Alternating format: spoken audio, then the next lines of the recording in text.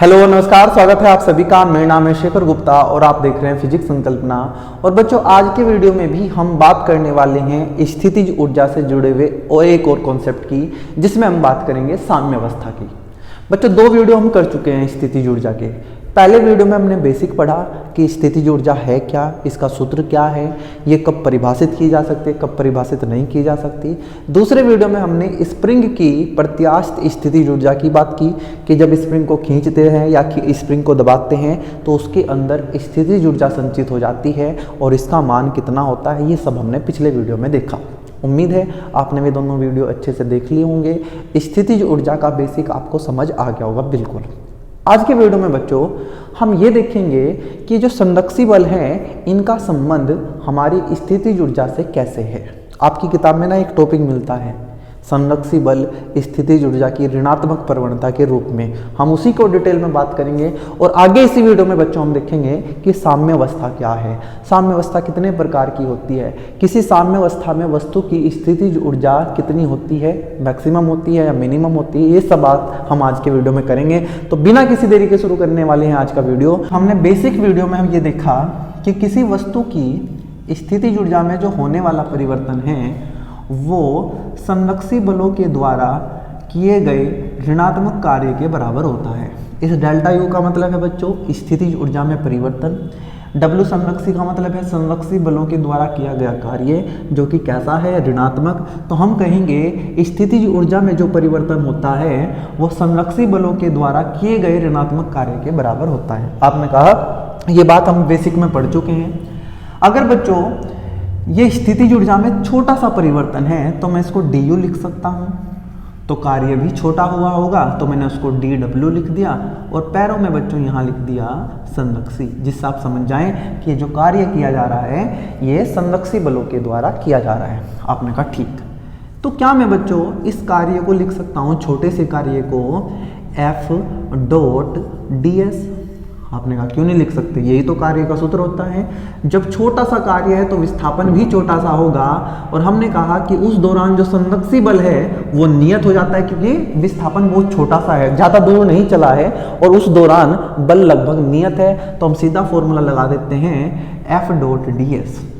आपने कई बार पढ़ लिया अब तक कि बल को मैं इस तरीके से लिख सकता हूँ, बताना मुझे कि आपको पता है नहीं पता। F x i cap F y j cap F Z k cap. आपने कहा हाँ कि हर एक सदिश को ऐसे उसके तीन घटकों में लिखा जा सकता है, ये x घटक है, ये y घटक है, ये z घटक है। किसके घटक है, ये बल के।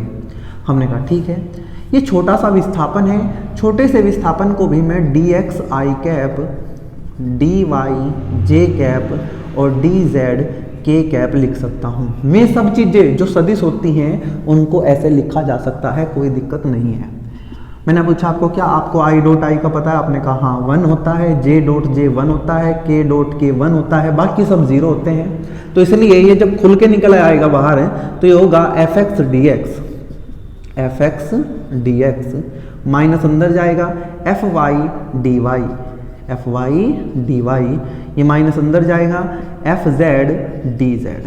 जो बच्चा पहली बार ये फिजिक्स पढ़ रहा है, उसने 11th का वेक्टर कुछ देखा ही नहीं है तो उसको अजीब लगेगा कि ये क्या कर रहे हैं। इसलिए पहले सदिशों की जानकारी होनी चाहिए, तब ये चीज़ें आसान होती हैं। तो ये हमने निकाला डी यू। बता दो मुझे एक बार ये डी यू क्या है। आपने कहा भैया डी यू कुछ नहीं है, ये किसी वस्तु की स्थितिज ऊर्जा में एक छोटा सा परिवर्तन है जिसको हमने इस तरीके से निकाल लिया। मैंने पूछा ये एफ एक्स क्या है, आप कहोगे वस्तु पे लगने वाला बल एक्स दिशा में, जो एक्स दिशा में बल लग रहा है वो ये बल है। एफ वाई क्या है, आपने कहा वस्तु पर वाई दिशा में लगने वाला बल। एफ जेड क्या है, वस्तु पर जेड दिशा में लगने वाला बल। बल एक ही लगा रखा है हमने, उसके बल के हमने 3 घटक बनाए हैं, एक्स दिशा का, वाई दिशा का, जेड दिशा का। ये पॉसिबल है कि एक वस्तु पर बहुत सारे बल लग जाएं, लेकिन मैं यहाँ की बात बता रहा हूँ कि एक बल तो एक ही है लेकिन उसके 3 हिस्से हैं, एक हिस्सा एक्स दिशा में है, एक हिस्सा वाई दिशा में, एक हिस्सा जेड दिशा में। ठीक है, मैंने कहा अच्छा आंशिक समाकलन लेने पर, आंशिक समाकलन नहीं बच्चों अवकलन, सॉरी, आंशिक अवकलन लेने पर। आपने कहा ठीक है, क्या होता है आंशिक अवकलन? मैं बता दूं, जिन बच्चों को थोड़ा सा अंदाजा है उनको पता चल जाएगा, जिनको नहीं पता है उनको भी बता दूं कि जब बच्चों हम ये करते हैं dy/dx, इसको अवकलन बोलते हैं। इसको कहा जाता है कि ये y का अवकलन है x के सापेक्ष, या इंग्लिश में बोल देते हैं कि y का डिफरेंशिएशन है x के रिस्पेक्ट में। लेकिन बच्चों जब हम इसको d को डेल लिख देते हैं ऐसे, और ये लिख देते हैं ऐसे डेल y/डेल x, इसको बोला जाता है कि y का x के सापेक्ष आंशिक अवकलन है। ये y का x के सापेक्ष अवकलन है, ये y का x के सापेक्ष आंशिक अवकलन है। दोनों है अवकलन ही, लेकिन ये आंशिक अवकलन है। फर्क क्या है बच्चों? जब अवकलन किया जाता है तो हम अपनी मर्जी से किसी को भी नियतांक नहीं मान सकते। जो नियतांक है वो नियतांक रहेगा, जो नियतांक नहीं है वो नियतांक नहीं होगा। लेकिन जब हम आंशिक अवकलन करते हैं, आंशिक डिफरेंशिएशन, पार्शियल डिफरेंशिएशन करते हैं, तो जिसके रिस्पेक्ट में हमने डिफरेंशिएशन किया, जैसे यहाँ x के रिस्पेक्ट में है, तो x को छोड़ के बाकी सब y z नियत माने जाएंगे, और नियत चीज़ों का डिफरेंशिएशन 0 होता है जब मैं अकेले लिखे हुए, ये पहले से हमें पता है। आपने कहा ठीक है। मैंने कहा ये जो समीकरण आपके पास लिखी हुई है इसके ऊपर, इसका हम आंशिक अवकलन लेंगे, पार्शियल डिफरेंशिएशन लेंगे। किसके सापेक्ष? हमने कहा 3 बार हम इसको करेंगे। कैसे? पहले लेंगे x के सापेक्ष। किसके सापेक्ष? x के सापेक्ष। जैसे ही आप इसका आंशिक अवकलन लोगे x के सापेक्ष, y व z नियत हो जाएंगे। y व z क्या हो जाएंगे? नियत। और जैसे ही बच्चों y और z नियत होगा, y और z नियत होगा, तो ये y का डिफरेंशिएशन 0 हो जाएगा और z का डिफरेंशिएशन 0 हो जाएगा, क्योंकि y और z नियत हो जाएंगे। तो बचेगा क्या? आप कहोगे du बराबर माइनस fx dx। ये दोनों तो 0 हो चुके हैं, ठीक है। यहां से मैं इस fx को लिख सकता हूं माइनस d नहीं लिखेंगे बच्चों, डेल लिखेंगे। अब क्या लिखेंगे? डेल, ठीक है, थोड़ा सा। तो ये आ जाएगा del u by del x।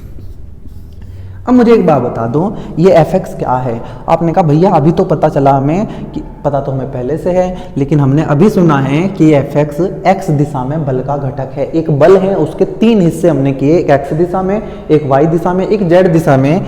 तो ये जो fx है ये उस बल का x दिशा में घटक है जो minus del u by del x है। डेल बोलते हैं बच्चों इसको, डेल, ठीक है, डेल। इसका मतलब क्या है कि अगर हमें किसी जगह स्थितिज ऊर्जा दी है और उस स्थितिज ऊर्जा का हम आंशिक अवकलन कर दें x के सापेक्ष, तो हमें बल मिल जाएगा। क्या लगा के? नेगेटिव लगा के। आप पहले डिफरेंशिएशन करोगे, फिर माइनस लगाओगे, फिर आपको बल मिल जाएगा। कौन सा बल मिलेगा?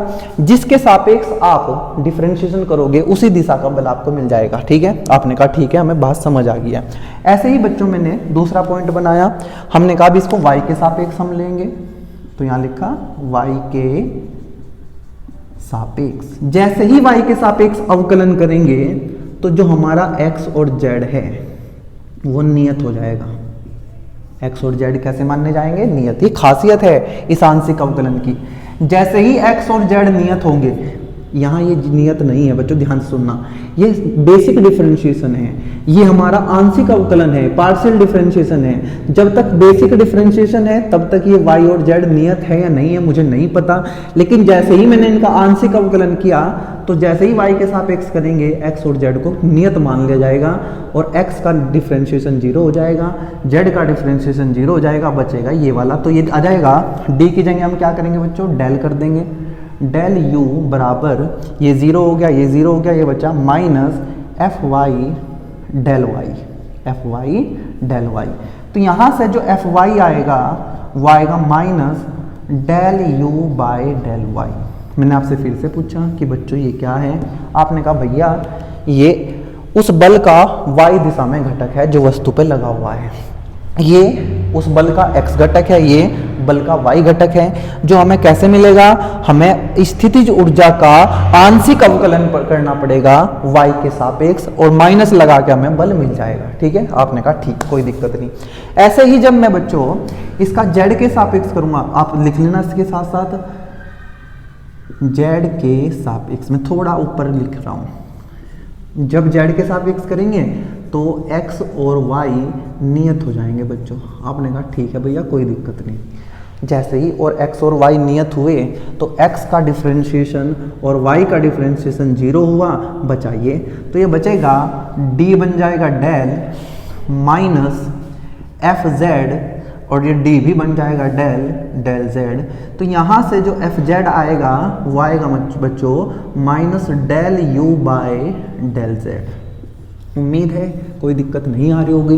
बिल्कुल बेसिक से लेके चले कि du जो होता है वो होता है माइनस dw संदक्षी बलों के द्वारा किया गया कार्य को हमने ऐसे लिखा जहां F बल है वस्तु पे लगा हुआ, कैसा बल है, संदक्षी बल है, और ds एक छोटा सा विस्थापन है। F को हमने घटकों के रूप में लिखा, विस्थापन को भी घटकों के रूप में लिखा और ऐसे किया। इसके बाद हमने इसका आंशिक अवकलन लिया। आंशिक अवकलन का फायदा ये होता है कि जिसके सापेक्ष कर रहे हैं उसको छोड़ के बाकी सब कांस्टेंट हो जाते हैं और कांस्टेंट का डिफरेंशिएशन 0 हो जाता है।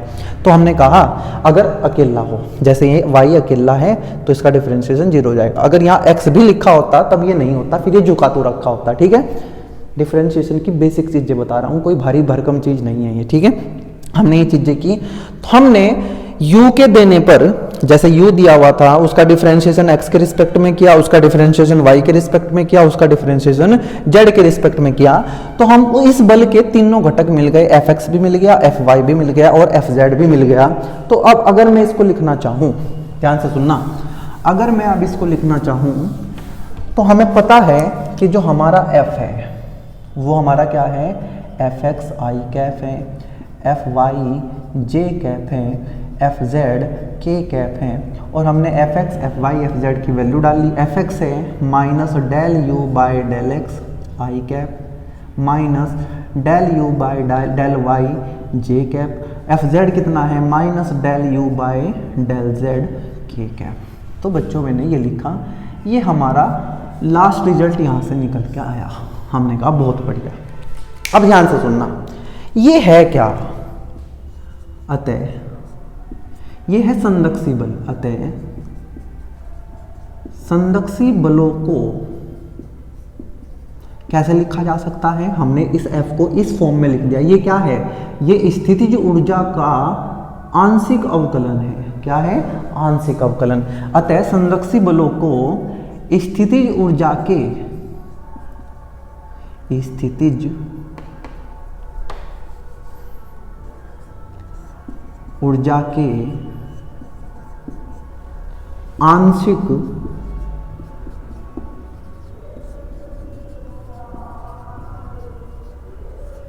के रूप में व्यक्त किया जा सकता है। ये हमने किया बच्चों, ठीक है जी। इसको लिखेंगे आप कि मान लेते हैं जो u है वह है हमारा x square y plus y z plus 2zxy, कुछ ऐसा हमें दे दिया। देखो स्थिति ऊर्जा है, लिख के रखेगा बाकायदा पूरा कि किसी वस्तु की स्थिति ऊर्जा निम्नलिखित समीकरण द्वारा प्रदर्शित की जाती है। तो आप समझ जाना कि u x y z पर निर्भर कर रहा है। हमें कहा गया है बिंदु 1 2 3, कुछ भी दे देगा, मैं तो अपनी मर्जी से लिख रहा हूं। बिंदु 1 2 3 पर वस्तु पर कार्यरत बल की गणना करो। बल की गणना करो। आपको जैसे ही पता चला कि भाई स्थिति ऊर्जा दे के बल पूछा गया है, स्थिति ऊर्जा दे दी, बल पूछा है, बल के 3 हिस्से होंगे, Fx होगा, Fy होगा, Fz होगा। आपने कहा बिल्कुल। Fx कैसे निकाल लेंगे, आप कहोगे माइनस लगाएंगे तीनों में और इस u का डिफरेंशिएशन करेंगे। कौन सा डिफरेंशिएशन, पार्शियल। कौन सा अवकलन, आंशिक अवकलन। आप लिखोगे del u by del x। x वाला निकालना है तो x के सापेक्ष, y वाला निकालना है तो y के सापेक्ष, और z वाला निकालना है तो z के सापेक्ष। आपने कहा कोई दिक्कत नहीं, आपने लिखा माइनस, एक साथ करके दिखा रहा हूं जिससे आपको समझ आए। आप इस u की वैल्यू डाल लेंगे। आपने लिखा x square y z plus 2zxy। Detail में करके बता रहा हूं मैं आपको ये। मुझे बताओ जब x के सापेक्ष करेंगे तो y और z तो नियतांक हो जाएंगे। आपने कहा बिल्कुल। तो जैसे ही हमने x के सापेक्ष किया तो y नियतांक, z भी नियतांक। अब जहां ये अकेले होंगे वहाँ तो हम करेंगे इनका डिफरेंशिएशन 0, लेकिन जहाँ इनके साथ x होगा वहाँ इनको जो का तो रख देंगे।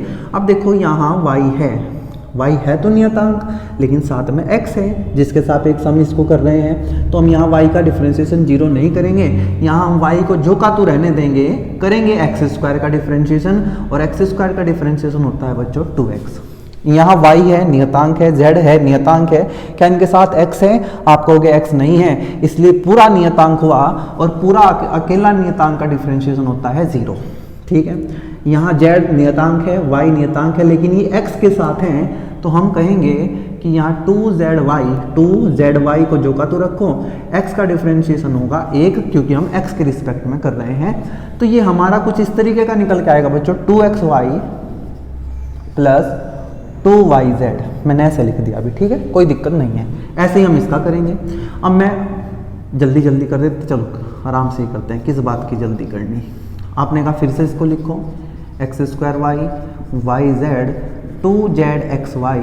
मैंने आपसे पूछा बताओ किसके रिस्पेक्ट में कर रहे हैं, आपने कहा हम y के रिस्पेक्ट में कर रहे हैं, तो y को छोड़ के बाकी सब कांस्टेंट हो गए, y को छोड़ के x² कांस्टेंट है, लेकिन y के साथ है तो जो का तो लिखा जाएगा। y का डिफरेंशिएशन y के रिस्पेक्ट में 1 होता है, यहाँ y के रिस्पेक्ट में कर रहे हैं तो z कांस्टेंट है, z जो का तो रहेगा, y का फिर से कितना हो जाएगा 1 हो जाएगा। y के रिस्पेक्ट में कर रहे हैं तो ये तीनों नियतांक हैं 2zx, और y का फिर से कितना हो जाएगा 1 हो जाएगा। तो यहाँ से मैं कह सकता हूँ ये आएगा x² plus z plus 2zx। ठीक है जी, ये बात आई हमारी इसकी। अच्छा, माइनस में भूलता जा रहा हूँ, तो इसको माइनस को बाहर ही लगा के रखेंगे भाई, माइनस जरूर आएगा, माइनस मत भूलना, जैसे मैं भूल गया हूँ आप मत भूलना। ऐसे ही यहाँ माइनस यहाँ लगा देंगे तो ये माइनस हो जाएगा, ये भी माइनस हो जाएगा, ये माइनस भी यहाँ आ जाएगा, माइनस माइनस माइनस सारे हो जाएंगे ये माइनस। ठीक है, आपने कहा जी बिल्कुल ठीक। अब हम करेंगे z के रिस्पेक्ट में, z के रिस्पेक्ट में करेंगे तो x और y हो जाएगा कांस्टेंट। आपने कहा ठीक। क्या यहाँ z है? आपने कहा z नहीं है, तो ये पूरा अकेला कांस्टेंट है, इसका हो जाएगा 0 माइनस 0 प्लस यहाँ z है, y को कांस्टेंट मान लेंगे, जो का तो रखा रहेगा, z का हो जाएगा 1। यहाँ z के रिस्पेक्ट में करेंगे तो x y जो का तो रहेगा, 2xy जो का तो रहा, और z का हो गया 1। हमने कहा ठीक, यह आ जाएगा माइनस y माइनस 2xy। तो बच्चों मैंने fx निकाल लिया, fy निकाल लिया, fz निकाल लिया, लेकिन हमें बल का मान निकालना है 1 2 3 पर। ठीक है, तो मैं लिख लेता हूँ f बराबर क्या होता है, बराबर fx i cap fy j cap fz k cap. ये तो आपका आता है, आपने कहा आता है जी बिल्कुल। fx का मान बताओ कितना, fx आया है minus 2xy minus 2yz, fx आया है ये। ठीक है, साथ में लगेगा i कैप प्लस fy कितना है, fy ये आया है minus x² minus z minus 2zx, और साथ में आएगा j कैप प्लस fz कितना आया है, ये minus y minus 2xy k cap. आपने कहा ठीक है, ये f का मान आ गया, लेकिन हमें तो f का मान निकालना है जब बिंदु कितना है 1 2 3, मतलब जहाँ जहाँ x है वो 1 रखो, y को 2 रखो, z को 3 रखो। हमने रखा x का मान 1, y का मान 2, 2 एकम 2 और 2 दूनी 4, ये माइनस 4। y का मान z का मान रखो, 2 तिया 6, 6 दूनी 12 minus 12 i cap plus x का स्क्वायर 1 का स्क्वायर माइनस 1 हो गया, माइनस है ना, माइनस z कितना है 3 zx, 3 एकम 3, 3 दूनी 6 j cap plus minus y है 2, तो यह आ जाएगा माइनस 2 xy, 2 एकम 2 और 2 दूनी 4, यहाँ लिखा k कैप। अब यहाँ से अगर मैं आपको कहूँ कि f का मान कितना आया है, तो हम कर सकते हैं माइनस 16 i कैप माइनस 6 3 और 1 10 j cap minus 6 k cap. ठीक है जी, ये हमारे बल का मान आ गया। इसका परिमाण निकालने को बोले तो सदिश में आपने सीख रखा है, माइनस 16 का स्क्वायर होगा 256, 10 का स्क्वायर होगा 100, 6 का स्क्वायर होगा 36, तो आ जाएगा 356 और 30 86 392, ये आ गया इसका परिमाण।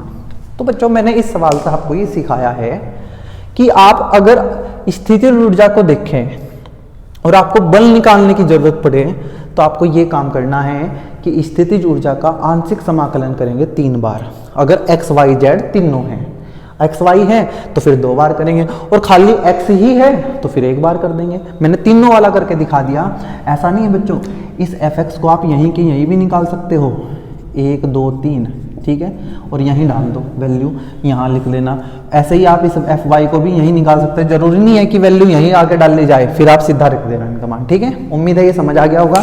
इसको हटाता हूँ, आगे बढ़ते हैं। एक और सवाल करेंगे ऐसा ही बच्चों।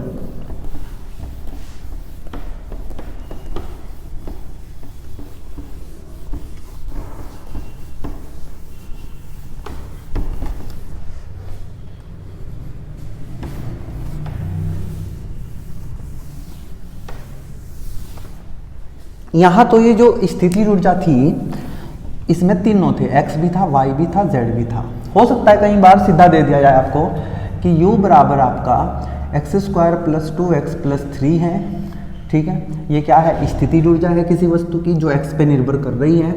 वस्तु पर 1, 2, 3 या कुछ भी 1 - 2 3 पर लगने वाले बल की गणना करो।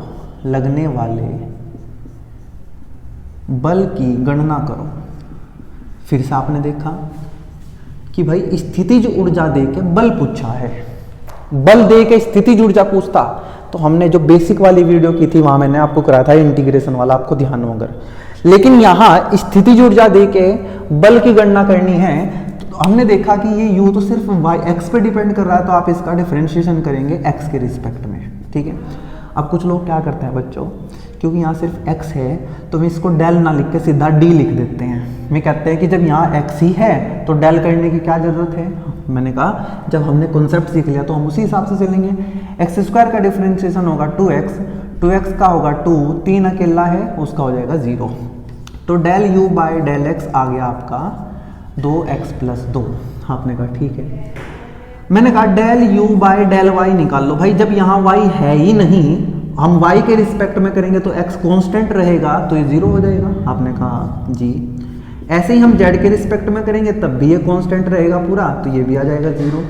तो इसका मतलब जो हमारा f आएगा वो आएगा fx i cap, fy j cap, fz k cap. मुझे बताना fx क्या होता है। आप कहोगे fx हमने निकाला था minus del u by del x i cap, fy del u by del y j cap minus del u by del z k cap. आपने कहा ठीक है। Del u by del x कितना है? ये है माइनस 2x + 2, माइनस यहाँ से बोल रहा हूँ, ये आया था हमारा, और साथ में i cap. Del u by del y 0, del u by del z भी 0। मतलब हमारा जो बल है वो केवल x दिशा में लग रहा है क्योंकि केवल i कैप है, यहाँ y और z वाले 0 हो गए हैं। लेकिन हमें बल किस बिंदु पे निकालना है? 1 - 2 3।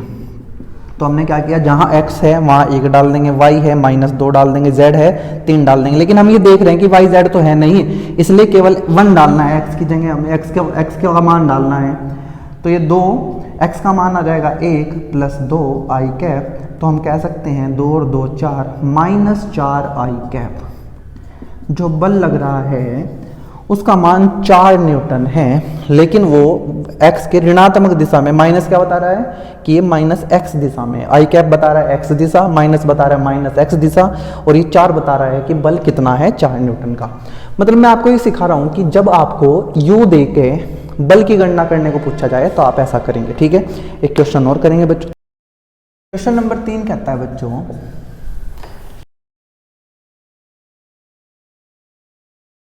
साइन x + y, और हमें कहा गया है कि 0, π/4 बिंदु पर वस्तु पर लगने वाले बल की गणना करो। सीधी सी बात यह है, u दे के बल पूछा है, स्थितिज ऊर्जा दे के बल पूछा है, गणना करो, ठीक है। आपने कहा ठीक है, कुछ बात नहीं, इसमें देखो x और y है, z नहीं है, तो हमें 2 ही बार करने की जरूरत पड़ेगी। मैंने कहा del u by del x करो। आपने कहा जैसे ही x के रिस्पेक्ट में करेंगे y हो जाएगा कांस्टेंट। आपने कहा साइन का डिफरेंशिएशन होता है कोस, तो आ जाएगा कोस एक्स प्लस वाई। थोड़ा सा बच्चों नई चीज़ सीखने को मिलेगी अगर आपने मैथ्स में अब तक नहीं पढ़ा है, कि हमने साइन का डिफरेंशिएशन किया है कोस, जो अंदर लिखा हुआ था वो अभी जो का तो है, आपने साइन को किया कोस, अंदर जो का तो रखा। अब यहाँ गुणा का चिन्ह लगाएंगे। अब साइन का हो चुका है, अंदर वाले का करेंगे। किसके रिस्पेक्ट में कर रहे हैं? एक्स के रिस्पेक्ट में एक्स का 1 हो जाएगा और वाई को मानना जाएगा कांस्टेंट, और कांस्टेंट का हो जाएगा 0। आपने कहा ठीक, तो 1 + 0 1 हो गया, तो ये निकल के आ गया कोस एक्स प्लस वाई। ठीक है, आपने कहा ठीक। इसको बच्चों श्रृंखला बोलते हैं। श्रृंखला में डिफरेंशिएशन करना, कि पहले इसका करेंगे फिर इसके अंदर का करेंगे। अब इसी u का डिफरेंशिएशन करेंगे y के रिस्पेक्ट में। साइन का फिर से क्या होगा? Cos x plus y. अब की बार y के रिस्पेक्ट में कर रहे हैं तो x माना जाएगा कांस्टेंट, कांस्टेंट का 0 हो जाएगा, अकेला है, प्लस y का हो जाएगा 1 क्योंकि y के रिस्पेक्ट में कर रहे हैं, लेकिन आएगा फिर से वही कोस एक्स प्लस वाई। हमने कहा ठीक है, बल निकाल लो। F बराबर, आपने कहा F होता है F x i cap, F y j cap.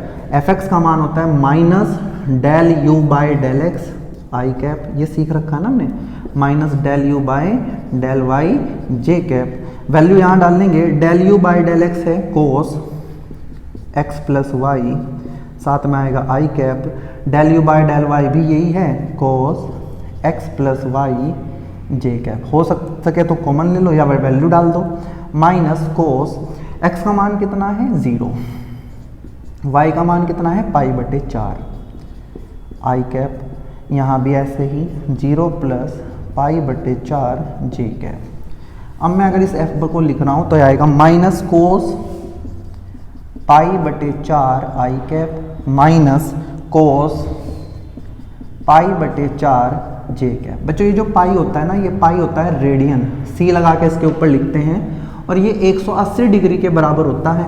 अगर मैं इधर 4 से भाग करूंगा तो इधर भी 4 से भाग करूंगा तो ये 45 डिग्री आ जाएगा। मतलब ये जो π/4 होता है इसका मतलब है 45 डिग्री। कोस 45 का मान होता है बच्चों 1/√2 आई कैप, यहाँ भी 1/2 √2 जे कैप आ जाएगा।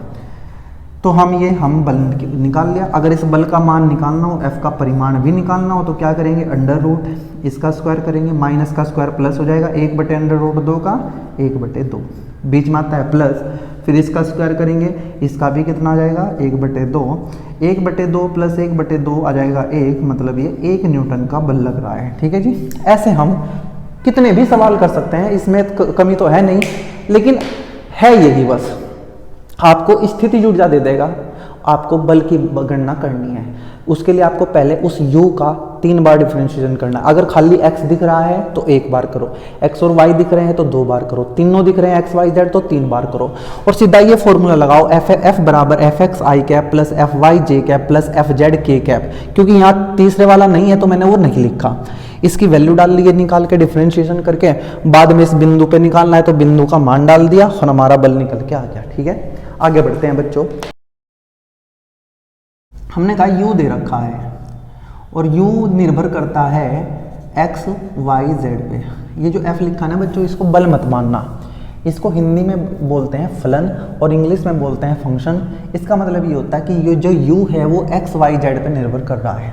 मैंने कहा अगर बल निकालना है f, तो मुझे इस बल को ऐसे लिखना पड़ेगा F x i cap F y j cap F Z k cap. आपने कहा कितनी बार बताओगे, हमें आ गया। मैं कहा बताता रहूँगा मैं, तुम बोर हो जाओ कोई दिक्कत नहीं, मैं बताता रहूँगा। मैंने कहा ये एफ एक्स क्या होगा, आप कहोगे एफ एक्स निकालने के लिए माइनस लगा के इस u का डिफरेंशिएशन करना पड़ेगा x के रिस्पेक्ट में, वो भी कैसा, आंशिक अवकलन, y z कांस्टेंट। मैंने कहा y निकालना हो तो आप कहोगे फिर भी ऐसे ही करेंगे, u का डिफरेंशिएशन करेंगे y के रिस्पेक्ट में। एफ जेड निकालना हो तो आपने कहा u का डिफरेंशिएशन करेंगे z के रिस्पेक्ट में। ऐसे हम करके निकाल लेंगे। ठीक है, आपने कहा ठीक, कोई दिक्कत नहीं। तो बच्चों अब आपको मैं लेके चलता हूं, जब हमने सरल रेखा में गति पढ़ रहे थे वहां मैंने 2 क्लास की थी बेसिक, एक डिफरेंशिएशन की और एक इंटीग्रेशन की। तो मैंने वहां आपको बताया था कि जब हम ये dy/dx लिखते हैं ना, तो हमें ये प्रवणता बताती है। क्या बताती है? प्रवणता। हाँ, आपने कहा हमें ध्यान है कि dy/dx हमें क्या बताती थी? प्रवणता। मतलब जब हम किसी चीज़ का डिफरेंशिएशन करते थे तो हमें प्रवणता मिल जाती थी। मैंने कहा किसकी प्रवणता? आप कहोगे स्पर्श रेखा की प्रवणता। मैंने आपको ये बताया था कि जो प्रवणता होती है ये केवल रेखा की होती है, सरल रेखा की होती है। मान लो मैं आपको यहाँ एक ग्राफ बना के दे दूँ, ये y है, ये x है और ये कुछ ऐसा है ग्राफ। मैंने कहा इस जगह आप क्या खींचो, स्पर्श रेखा। तो ये स्पर्श रेखा आपने खींच दी। अब ये स्पर्श रेखा कि अगर मैं प्रवणता निकाल लूँ, प्रवणता को प्रदर्शित करते थे m से, m बराबर होता था tan थीटा। थीटा क्या होता था, इस रेखा के द्वारा x अक्ष के साथ बनाया गया ये कोण, ठीक है। ऐसे हम प्रवणता निकाल लेते थे m बराबर tan थीटा से। मैंने कहा था ये dy बाई dx भी प्रवणता ही बताती है। तो अगर मैं अब आपको कहूँ कि ये dy बाई dx क्या बता रही है, प्रवणता। किसकी प्रवणता, आप कहोगे स्पर्श रेखा की प्रवणता। स्पर्श रेखा कहाँ खींची है, हमने इस ग्राफ पे खींची है। ग्राफ किस किस के बीच का है, y और x के बीच का। तो ऐसे ही मुझे ये ध्यान से देखने पे ये लग रहा है कि ये भी तो कहीं प्रवणता ही है। आप कहोगे भैया यहाँ d है, यहाँ डेल है। तो मैंने कहा भाई डेल और d का मतलब तो एक ही है, डिफरेंशिएशन। बस ये डेल हमें बताता है आंशिक अवकलन, बता रहा है डिफरेंशिएशन, पार्शियल डिफरेंशिएशन मतलब दूसरी चीजों को कांस्टेंट करके। तो मुझे ये पता चल गया कि इसका मतलब कहीं ना कहीं ये है कि अगर मैं एक ग्राफ खींचूं, जैसे यहाँ y और x का है तो dy बाई dx है, तो यहाँ ग्राफ ये u का x के साथ होगा। मैंने कहा हाँ ये तो बात सही है। और u x का जो ग्राफ अगर मुझे कहीं मिला और मैं किसी बिंदु पर स्पर्श रेखा खींच दूं और उस स्पर्श रेखा की क्या निकाल लूं, प्रवणता, और उसके सामने माइनस लिख दूं, तो मुझे तो बल मिल जाएगा। आपने कहा ये तो गजब चीज हो गई भाई। क्या गजब चीज हुई? मैंने कहा कि ध्यान से सुनो कि ये बल जो है ये कहीं ना कहीं हमें प्रवणता जैसा दिख रहा है। इस माइनस को अगर मैं थोड़ी देर के लिए भूल जाऊं, ये प्रवणता किसकी है? आपने प्रवणता हमेशा स्पर्श रेखा की होती है। अच्छा जी, वो स्पर्श रेखा किस पे खींची है? हमने कहा ये स्पर्श रेखा किसी ग्राफ पे खींची है। वो ग्राफ किस किस के बीच का है? वो ग्राफ u और x के बीच का ग्राफ है। हमने कहा ठीक है। तो इसका मतलब अगर मुझे एक ग्राफ दिया हो u और x के बीच का, तो मैं उसी के किसी बिंदु पर अगर स्पर्श रेखा खींच दूं तो उस स्पर्श रेखा की प्रवणता के सामने मैं माइनस लगा के बल की गणना कर सकता हूं। मैं बल के बारे में बता सकता हूं कि वहां बल कैसा है, धनात्मक है या ऋणात्मक है। और अगर मुझे प्रवणता का मान भी पता चल जाए तो मैं इस बल का मान भी बता सकता हूं। आपने कहा कि सुन के तो अच्छा लग रहा है लेकिन ज्यादा समझ नहीं आ रहा। मैंने कहा अभी सुनो, मैं इसको हटा रहा हूं बच्चों, आप बस अभी मेरी इतनी बात मानो कि मान लीजिए हमारे पास एक ग्राफ है, यहाँ u लिखा है और यहाँ x लिखा है। आप कहोगे क्या हमेशा x ही होगा, y नहीं हो सकता? कि मैं कहा y भी हो सकता है, z भी हो सकता है, और हो सकता है यहाँ r लिखा हो, लो r लिखा हो, ठीक है। और हमें कुछ ऐसा ग्राफ दे दिया, ऐसा। मैंने आपसे पूछा कि ये जो बिंदु है, ये बिंदु a देखो। आपने कहा ठीक है। मैंने कहा इस बिंदु B को भी देखो। आपने कहा ठीक है। मैंने कहा इस बिंदु C को भी देखना। आपने कहा ठीक है। मैंने कहा इस बिंदु ये B मान लेता हूँ, इसको C मान लेता हूँ और इसको D मान लेता हूँ, ठीक है। आपने कहा 4 बिंदु को देखो। मैंने कहा कि क्या मुझे आप 4 बिंदुओं पर लगने वाले बल की प्रकृति बता सकते हैं कि बल धनात्मक है या ऋणात्मक है, कितना है, क्या उसका मान का भी कुछ पता चल सकता है? आपने कहा घबराने की जरूरत नहीं है।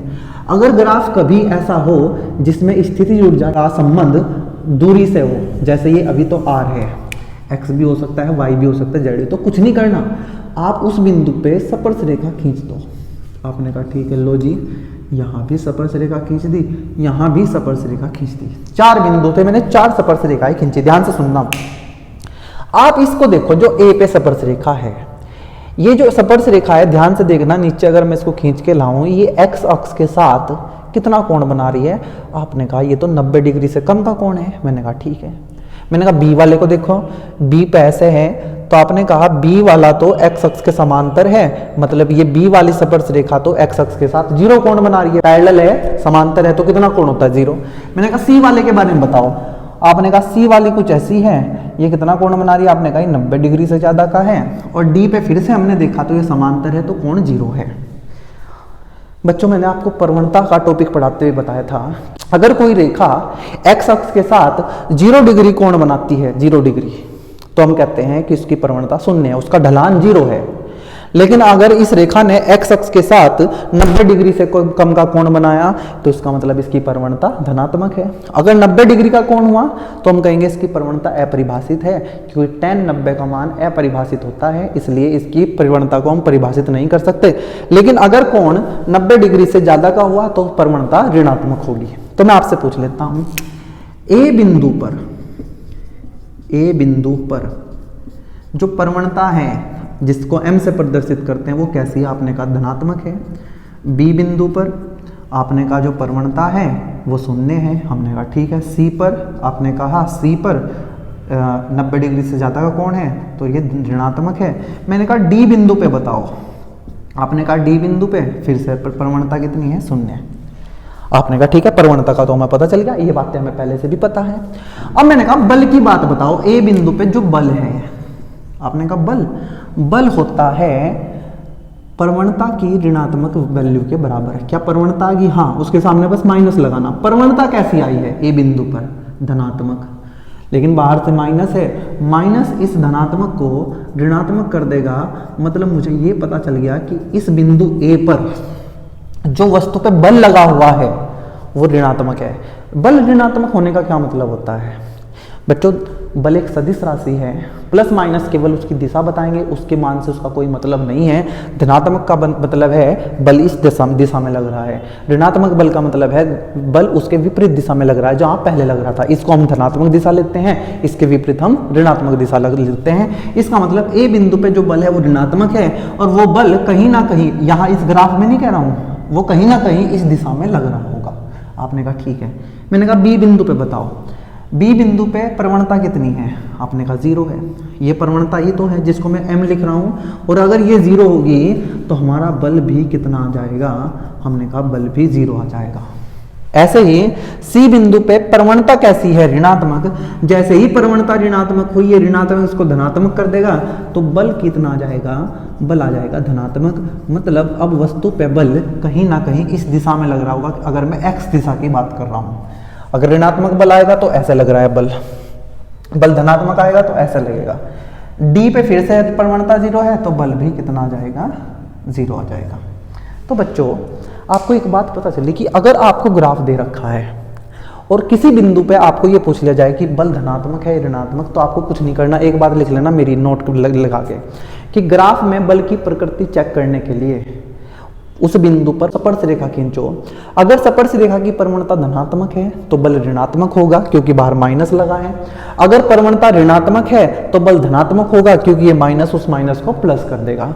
और अगर प्रवणता शून्य है तो बल भी शून्य होगा कि मतलब वस्तु पे कोई बल नहीं लग रहा है। बल धनात्मक होने का मतलब उसकी दिशा इस तरफ होगी, बल ऋणात्मक होने का मतलब बल की दिशा विपरीत दिशा में होगी, जो कि इस दिशा को हम लेते हैं। उम्मीद है ये बात आपको समझ आ गई होगी। अब हम बात करने वाले हैं साम्यावस्था की। अब तक मैंने जितना आपको पढ़ाया वो सब मैं साम्यावस्था का बेसिक ही तैयार कर रहा था। अब हमें ये पढ़ना है कि वस्तु कब साम्यावस्था में है, और अगर वो साम्यावस्था में है तो वो उसकी कौन सी साम्यावस्था है, मतलब साम्यावस्था भी कई प्रकार की होगी, और अगर वो साम्यावस्था में है तो उसकी स्थितिज ऊर्जा कितनी है, ये बात हमें करनी है। तो हेडिंग लगाएंगे बच्चों अब साम्यावस्था। इंग्लिश में बोलते हैं बच्चों इसको इक्विलिब्रियम। क्या बोलते हैं? इक्विलिब्रियम। आपने कहा ठीक है। क्या इसको नाम को सुन के आपको ध्यान आया कि कभी हमने ये वर्ड पढ़ा है क्या? आप कहोगे, जो बच्चे पढ़ते आ रहे हैं उनको पता होगा कि जब किसी वस्तु पर लगने वाला कुल बल शून्य हो जाए तब हम कहते हैं कि वस्तु साम्यावस्था में है। ये हमने गति के नियमों में पढ़ा था, शायद दूसरा या तीसरा वीडियो था गति के नियम पढ़ते हुए, जहाँ हमने साम्यावस्था पढ़ी थी। न्यूटन की गति के प्रथम नियम में मैंने आपको ही कराया था, बहुत सारे क्वेश्चन भी किए थे हमने साम्यावस्था के। बस यहाँ इतना ध्यान रखो कि किसी वस्तु पर अगर लगने वाला कुल बल शून्य है तो हम ये कहेंगे कि वस्तु साम्यावस्था में है। लिख देता हूं एक बार, यदि किसी वस्तु पर लगने वाला कुल बल शून्य हो तो वह वस्तु साम्यावस्था में कहलाती है। तो वह वस्तु साम्यावस्था में कहलाती है, साम्यावस्था में कहलाती है। आपने कहा ये बात हमें समझ आ गई। मतलब अगर आपको साम्यावस्था चेक करनी है तो बस ये चेक कर लो कि उस पर बल शून्य है या नहीं है। उस पर लगने वाला कुल बल 0 हुआ तो वस्तु साम्यावस्था में होगी, वरना साम्यावस्था में नहीं होगी। आपने कहा जब हमने ये पढ़ लिया था तो अब यहाँ क्यों पढ़ा रहे हैं, ये तो हमें पता है पहले से। तो बच्चों आज हम इस साम्यावस्था को वस्तु की स्थितिज ऊर्जा से जोड़ने वाले हैं।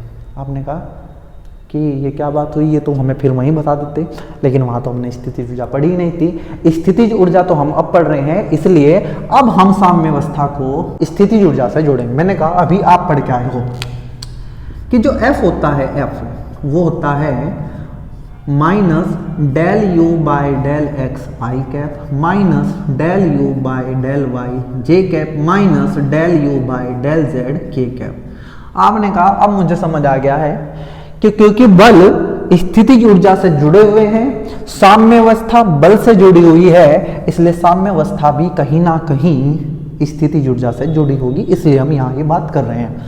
आपने कहा ठीक, अगर मुझे किसी वस्तु की साम्यावस्था चेक करनी है तो उस पर लगने वाला बल 0 होना चाहिए। आपने कहा हाँ, अगर ये बल 0 हुआ तो इसका मतलब ये तीनों चीजें भी 0 होंगी। भाई ये कोई चीज है, 3 हिस्सों से मिलकर बनी है, तीनों ही ऋणात्मक हैं। सुनना ध्यान से। तो अगर मुझे इसको कुल 0 करना है तो ये खुद भी 0 0 होनी चाहिए। मान लो मैं कहूँ कि a बराबर जो है वो x plus y plus z है, मुझे इस a को 0 करना है तो ये तीनों 0 होंगे तभी तो ये 0 होगी। आपने कहा हाँ, किसी बच्चे ने दिमाग लगाया, उसने कहा नहीं ऐसा भी हो सकता है कि ये 4 हो, ये -2 हो, ये भी -2 हो। मैंने कहा ठीक है, तब तो हो सकता है। लेकिन अगर मैं ये कह दूं कि ये तीनों ही ऋणात्मक है, जैसे ये तीनों ही ऋणात्मक है, क्या अब पॉसिबल है कि ऐसा हो जाए? ये तभी पॉसिबल है बच्चों जब ये खुद में 0 हो। अगर मैं कहूं कि यदि f बराबर कितना 0, तो ये del u by del x भी कितना होना चाहिए? 0 होना चाहिए। Del u by del y भी कितना होना चाहिए? 0 होना चाहिए। Del u by del z भी कितना होना चाहिए? 0 होना चाहिए। तो हम कहेंगे कि वस्तु पे लगने वाला कुल बल 0 है और वस्तु हमारी साम्यावस्था में है, अर्थात वस्तु साम्यावस्था में है, अर्थात वस्तु साम्यावस्था में है। आपने कहा ये बात हमें समझ आ गई है। आपने खुद से मुझे बताया कि अगर किसी वस्तु पर लगने वाला कुल बल 0 हो तो वस्तु साम्यावस्था में कहलाती है। और क्योंकि बल का सूत्र यहाँ ये बन रहा है स्थितिज ऊर्जा के रूप में, तो अगर ये बल 0 होना है तो ये चीज़ें खुद में भी 0 होनी चाहिए। Del u by del x भी 0 होना चाहिए, del u by del y भी 0 होना चाहिए, del u by del z भी 0 होना चाहिए। इसका मतलब अगर ऐसा हुआ कि हमें स्थितिज ऊर्जा दे रखी है, u दे रखा है, एक्स वाई जेड पे निर्भर कर रहा है, और मुझे ये पूछा गया कि बताओ वस्तु साम्यावस्था में है या नहीं, तो मैं कुछ और नहीं करूंगा, मैं बस ये चेक कर लूंगा कि क्या del u by del x को करने पे 0 आ रहा है क्या। अगर y भी है तो इसको भी देखूंगा कि 0 आ रहा है क्या, z है तो ये भी देखा जाएगा, और अगर तीनों 0 आ गए तो मैं कहूंगा कि वस्तु साम्यावस्था में है। ठीक है, बात क्लियर हो गई कि साम्यावस्था में होने के लिए वस्तु पर लगने वाला कुल बल 0 होना चाहिए, और उस कुल बल को क्योंकि इस तरीके से लिखा जाता है तो ये तीनों भी क्या होने चाहिए? 0 होने चाहिए। इसलिए हम कहते हैं कि साम्यावस्था का संबंध स्थितिज ऊर्जा से भी है। ठीक है, आपने कहा ठीक है। अब बात करते हैं बच्चों,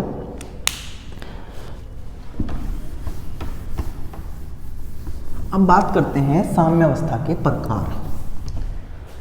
क्या? साम्यावस्था के प्रकार। यहां लिख देता हूं अलग से, साम्यावस्था के प्रकार, टाइप्स ऑफ इक्विलिब्रियम। 3 प्रकार की साम्यावस्था होती है बच्चों, 3 प्रकार की। पहले लिखते हैं फिर समझते हैं। पहली साम्यावस्था को बोलते हैं बच्चों स्थायी साम्यावस्था, स्थायी साम्यावस्था। इसको इंग्लिश में बोलते हैं बच्चों स्टेबल इक्विलिब्रियम, स्टेबल इक्विलिब्रियम। आपने कहा ठीक है। एक होती है बच्चों अस्थायी साम्यावस्था, आपने कहा ठीक है। इसको बोलते हैं बच्चों अनस्टेबल इक्विलिब्रियम, अनस्टेबल इक्विलिब्रियम।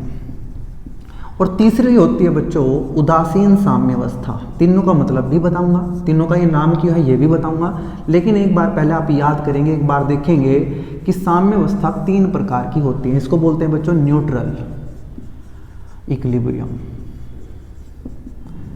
ठीक है जी, आपने कहा ठीक है। सबसे पहले मुझे बताओ क्या साम्यावस्था आप जानते हैं? आपने कहा जी, अगर किसी वस्तु पर लगने वाला कुल बल शून्य हो तो हम कहेंगे वस्तु साम्यावस्था में है। क्या बलों का संबंध स्थितिज ऊर्जा से है? आपने कहा कि जो F होता है वो हम स्थितिज ऊर्जा का 3 बार अवकलन करने पर निकालते हैं। जैसे del u by del x आएगा तो ये बल का x घटक है, del u by del y होगा ये बल का y घटक है माइनस लगा के।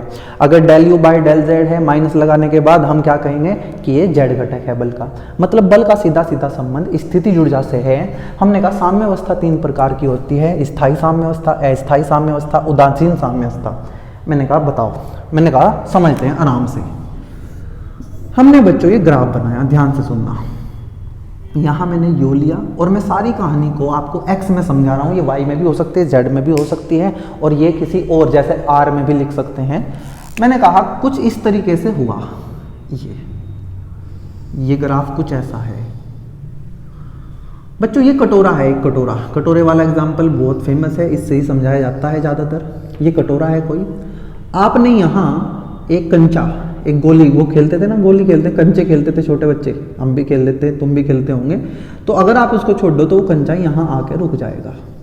आपने कहा ठीक है। मैंने कहा आप मुझे यहाँ इस पे लगने वाले बल बताओ। आपने कहा इस पे नीचे की तरफ लग रहा होगा इसका भार mg और नीचे से ऊपर लग रही होगी अभिलंब प्रतिक्रिया, और क्योंकि ये यहीं रुका हुआ है तो उसका मतलब ऊपर वाला बल बराबर नीचे वाला बल, तो हम कहेंगे इस पे लगने वाला कुल बल शून्य है। और जैसे ही मुझे पता चला कि कुल बल शून्य है तो एकदम से मैं पहुंचा साम्यावस्था के पास कि यहाँ वस्तु, ये कंचा, ये गोली किसमें है? ये साम्यावस्था में है, क्योंकि इस पे लगने वाला कुल बल कितना है? शून्य। मैंने पूछा अच्छा एक बात बताओ, अगर मैं इसको यहाँ लेता जाऊँ तो क्या ये यहाँ साम्यावस्था में होगा? आपने कहा चेक कर लेते हैं। आप कहोगे कि क्योंकि ये अब ऐसे है, ये लगेगी अभिलंब प्रतिक्रिया क्योंकि वो तल के हमेशा लंबवत होती है, और ये नीचे आ जाएगा mg। आपने क्या देखा कि अब ये n mg के बराबर नहीं है। अगर मैं इस n के 2 घटक करूं, ये इसको थीटा मान लो, तो ये ऊपर आएगा n sin थीटा और ये नीचे आएगा, इधर आएगा n cos थीटा। ये n sin थीटा तो mg के बराबर हो जाएगा, लेकिन ये n cos थीटा नहीं होगा ऐसा। मतलब अभी यहाँ कुल बल शून्य नहीं है, तो ये साम्यावस्था नहीं है। साम्यावस्था केवल यहाँ है।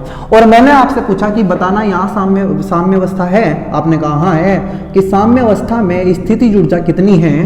तो आपने कहा यहाँ तो साम्यावस्था में स्थितिज ऊर्जा सबसे कम है।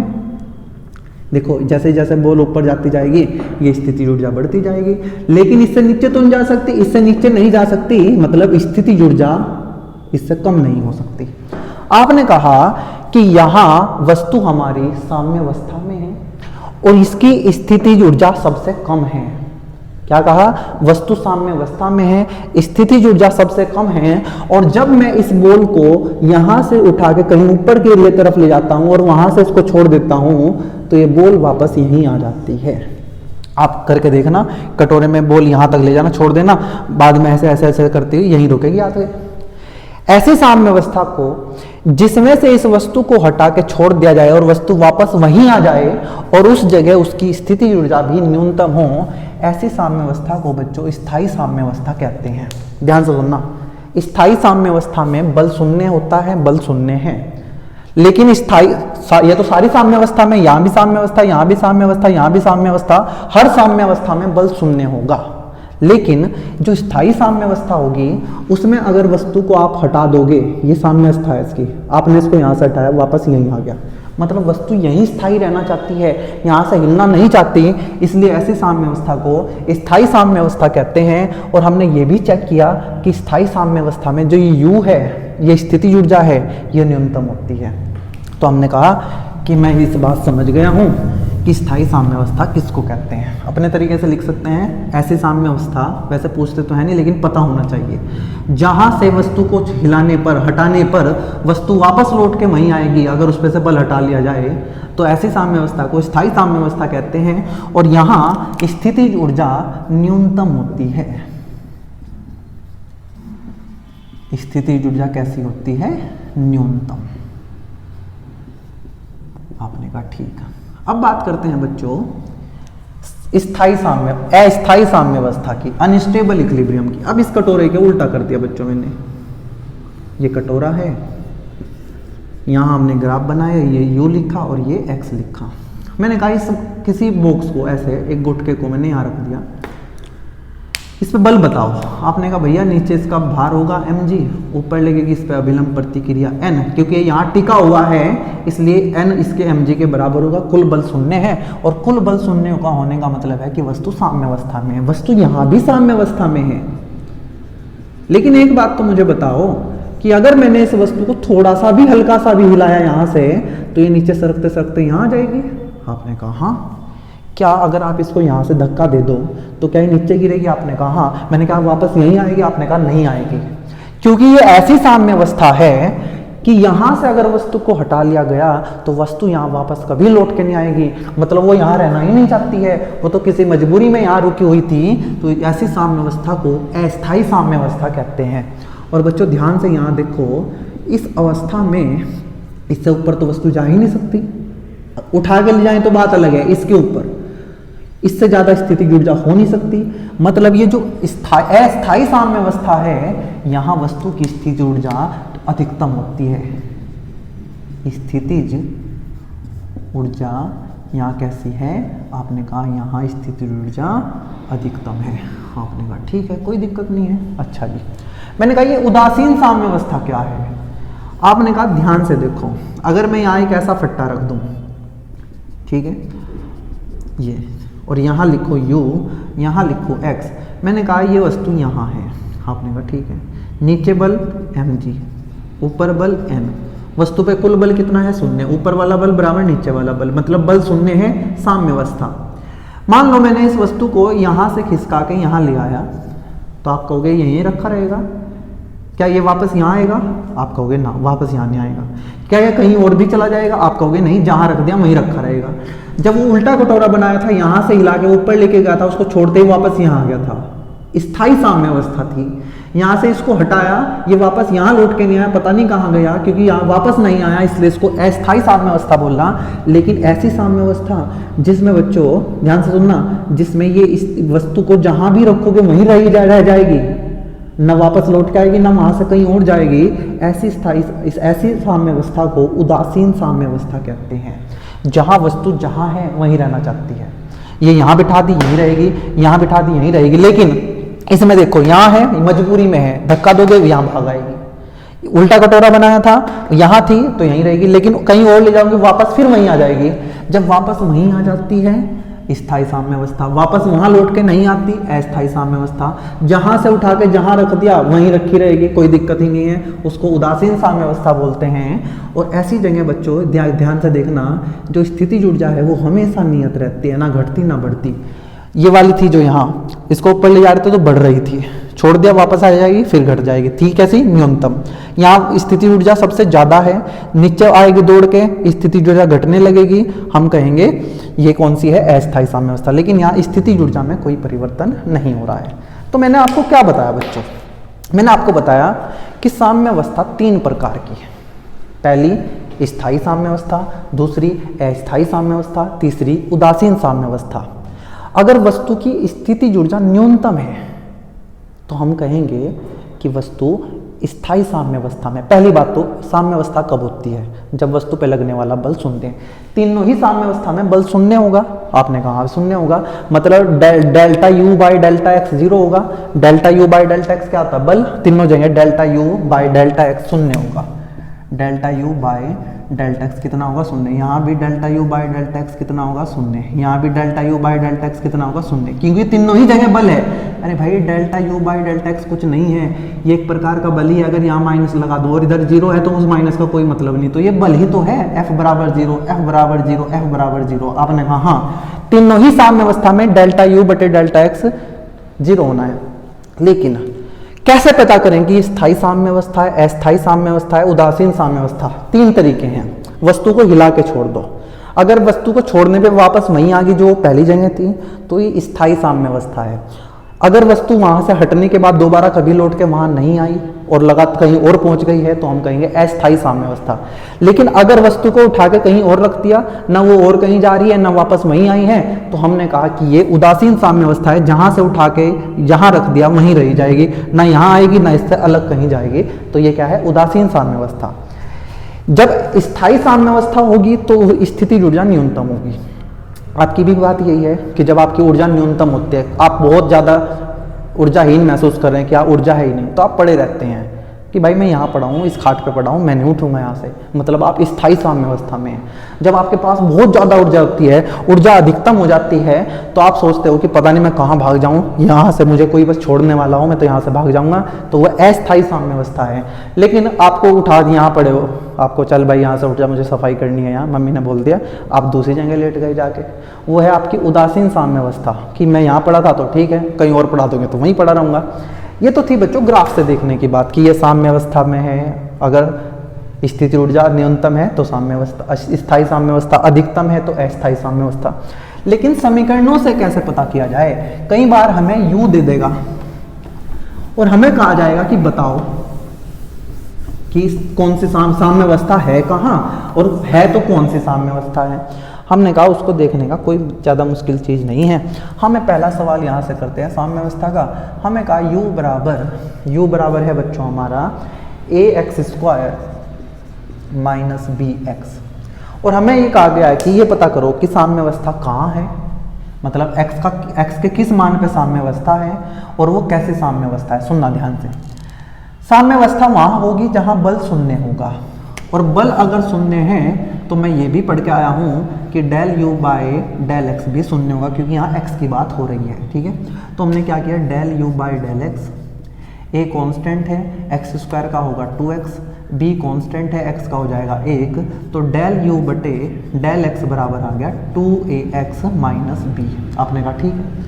अब हम क्या करेंगे, इस del u by del x को 0 रखेंगे। तो आपने जैसे ही del u by del x को 0 रखा तो 2ax माइनस b बराबर आ गया 0। यहाँ से 2ax का मान आ गया b, तो x का मान आ जाएगा b बटे 2a। मतलब x का ये मान है जो b बटे 2a, यहाँ स्थिति ऊर्जा यहाँ x बराबर b बटे 2a पर हमारी वस्तु साम्यावस्था में होगी।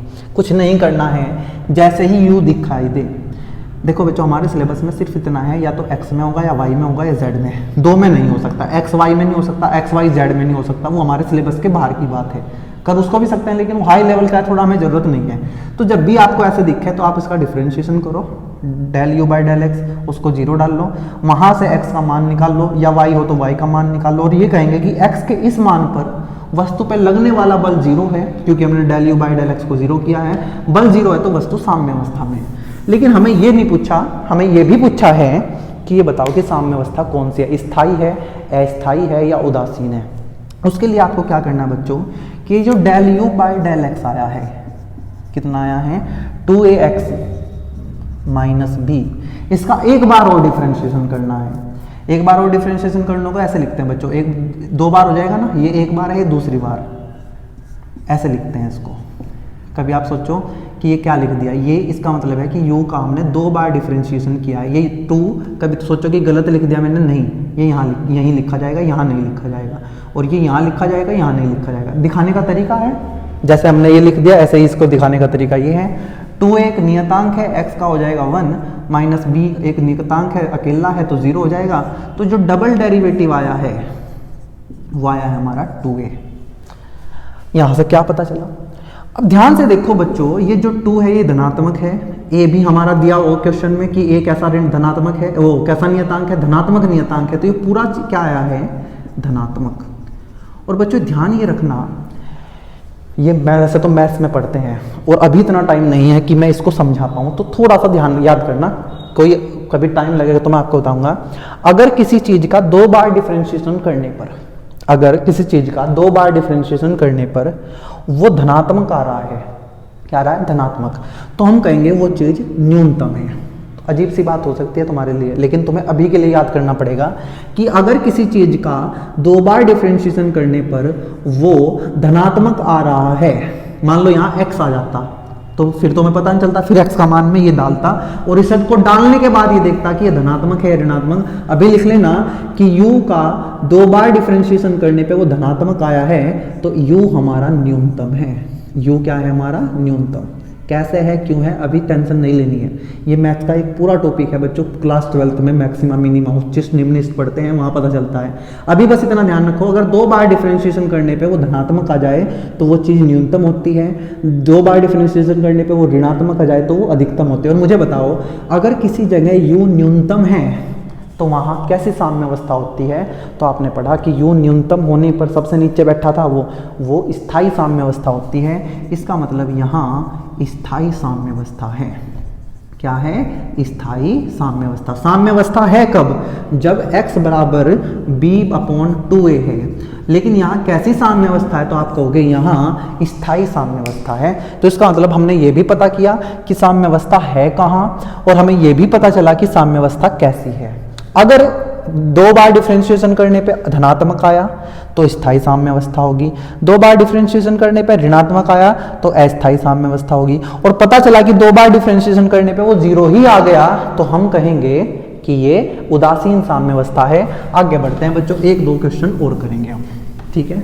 वीडियो लंबा होता जा रहा है, लेकिन मैं नहीं चाहता कि कोई टॉपिक छूटे, तो जितना लंबा होगा मैं बनाता जाऊंगा और आप इसको करते जाएंगे, ठीक है।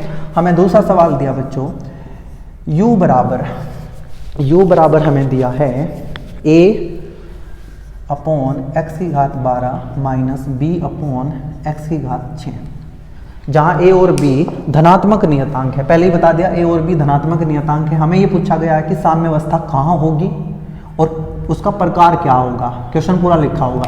तो क्या करना है, डिफरेंशिएशन करो, किसके रिस्पेक्ट में, x के रिस्पेक्ट में। x ही है, y तो है भी नहीं। a झुका तो रहेगा बच्चों, हम इसको ऐसे लिख सकते हैं, सुनना, a(x⁻12) ऊपर जाएगा, माइनस b x⁻, ऊपर जाएगा तो -6 हो जाएगा। डिफरेंशिएशन करना हमें आता है कि पावर जितनी होती है उसको आगे ले आओ और 1 घटा दो। -12 में से -1 करेंगे तो -13 आ जाएगा, माइनस b -6 आगे आ जाएगा और x की पावर हो जाएगी -7। इसको हमने लिखा -12a, ये नीचे जाएगा x⁻13, minus minus plus b ऊपर रहेगा, 6 भी ऊपर रहेगा, x⁻−7 नीचे आके हो जाएगा x⁻+7। तो मुझे ये पता चल गया कि जो ये डेल u/डेल x है ये इतना आया है। साम्य अवस्था कहाँ होती है, जहाँ लगने वाला बल शून्य होता है। बल शून्य होगा तो मैंने बताया था कि डेल u/डेल x भी 0 होगा, डेल u/डेल y भी 0 होगा, डेल u/डेल z भी 0 होगा। लेकिन यहाँ x की बात हो रही है तो हमें इसको ही 0 करना है, हमने इसको किया 0। -12a/x⁻13 प्लस 6b/x⁻7 बराबर 0। मैंने इसको लिखा 6b/x⁻7, इसको उधर लेके गया तो ये प्लस हो गया, 12a/x⁻13, 6 से गया 12 2 बार, x⁻13 इधर आ गया, बटे में x⁻7 है, यहाँ बचा 2a, यहाँ बचा b, इधर जाकर हो गया बटे b।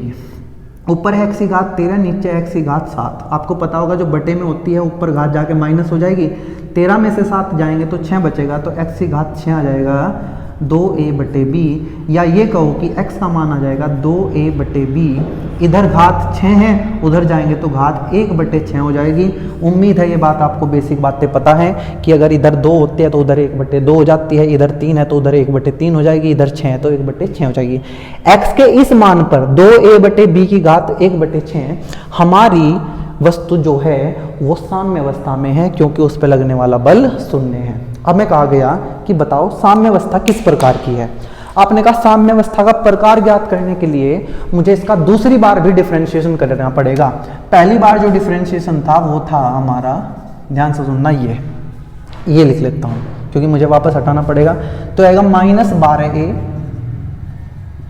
x⁻13, और यहाँ था minus minus plus 6b x⁻7। ये एक बार का डिफरेंशिएशन है। दूसरी बार करो, दूसरी बार का डिफरेंशिएशन ऐसे लिखा जाता है। आपने कहा हाँ लिखा जाता है, -12 जो का तो रहेगा, a जो का तो रहेगा, x⁻−13 करेंगे, -13 आगे आएगा, ऊपर बचेगा -14, पता है ना। हाँ 6b जो का तो रहेगा, -7 पावर आगे आ जाएगी, x की पावर हो जाएगी -8, माइनस माइनस प्लस 12 गुना 13, 12 13 दूनी 26, 13 एकम 13 और 2 15, तो आ जाएगा 156। यहाँ आएगा a x की घात -14। अगर नीचे ले जाऊंगा तो x की घात +14 हो जाएगी, ये आ जाएगा। आपने कहा ठीक, प्लस माइनस माइनस 6 सते 42b, x की घात ऊपर -8 है, नीचे आ जाएगा x की घात 8। अब मुझे पता करना है कि ये धनात्मक है या ऋणात्मक। अब आपको तो पता ही नहीं चल रहा, क्योंकि यहाँ तो धनात्मक भी है ऋणात्मक भी, हमें ये नहीं पता कि ये बड़ा है। अगर ये बड़ा होता है इससे तो धनात्मक, अगर ये बड़ा है तो ये आ जाएगा ऋणात्मक। अब मुझे क्या करना पड़ेगा, ये x का मान यहाँ डालना पड़ेगा बच्चों। आपने कहा 156a, ध्यान से सुनना, x की पावर कितनी है 14, और मुझे पता है x की घात 6 का मान 2a/b।